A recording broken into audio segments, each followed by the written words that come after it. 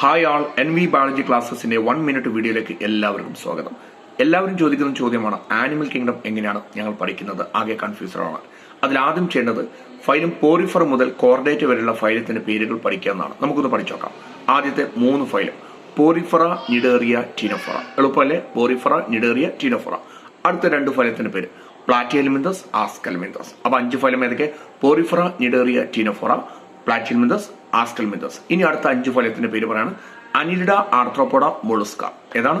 അനിലിഡ, arthropoda, മൊളുസ്ക. അടുത്തത് Echinodermata, hemichordata, Chordata.